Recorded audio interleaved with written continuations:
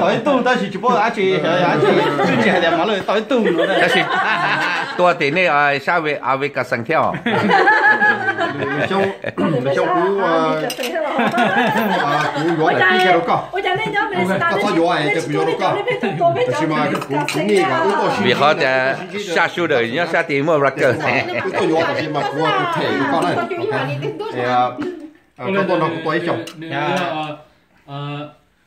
hương nhiệt đó là gì chỉ yên kỳ đi cú mà cú cái này xé rồi cái xé rồi có sữa rồi con này vô trên này gì mà lấy số xông lại cho có thể cũng mà vô có thể thay sao nếu như thay là sao nhỉ Ồ, video cam. ít chạy giờ chủ thay đây bây giờ tao đây có bỏ cho nó món đó bây giờ theo Sao vậy đó món này cái đó giờ lời tay nữa cho nữ xuống kia giờ They know I'm wedding ring Christmas mà.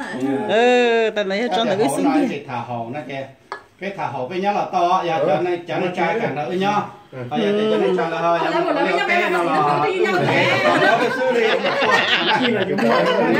khi cũng mua lỡ tại vì nó có sơ rồi đó Bé cho bé chăm lá bé của mỏ tỏ bé làm trong đó bé đặt ăn lò bé này có hành được chị không có thấy được nữa. mỏ chị ta vô mỏ thật xuống đó đấy trai thật xuống đó nó cổ đây tổ có gì cũng bỏ ra lại giờ có 올해 우리 주초 신비에 갈래 가고 가만 로. 아, 여기까지 야, thế rồi. Luật chơi chẳng cũng không nữa, luật chơi đâu xưa là luật chơi đi. chỉ bố sành nha, chưa số lại à. Rồi tụi chị tôi chào hồi tới quá vậy giờ. Chào rồi à. Ta chỉ tụ tập nó chỉnh nhau sao tụi chơi đã. cô có mà sẽ tổ luôn tụi chơiใช่thì tổng có hồng ngọt nè, nó một cái này có khen nó đấy, đấy có khen nó có khen cái chơi hồng đấy. Có một toเขาเชิญเราtoใช่cổ dây cổ sông dùng bỏ tiếp tục có sao? Mình sẽ cho bài mau rồi. Xe sông là chỉ chạy cả tổ cổ phai nó đi tính là ta là xe sông của tôi đấy. Nó giờ cái của nó ít lòng máu của chị trong đời tôi đang chị giờ Christmas này thì lòng máu bị cho thì trong tổ thay ra thì biết tôi chỉ tàu biết tôi mà đi là tổ sư vâng à đấy nó giống một trò đồ yên nhiều phải chơi trong tay rồi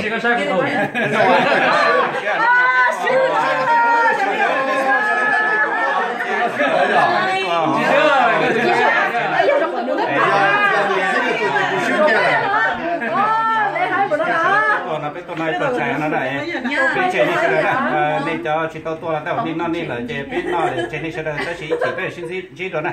Cho nó lại mua cổ là cái gì? là món này. Là cổ là. Ô, được rồi, Christmas đấy chứ mà. Có tuổi yên nữa vô. Đây là tuổi yên à? Cho cú yên này, cho cú yên này. Lo đây là tổ cú yên rồi. Cái này có hay à? Đấy qua. Cái thằng đó thôi. Cú yên qua.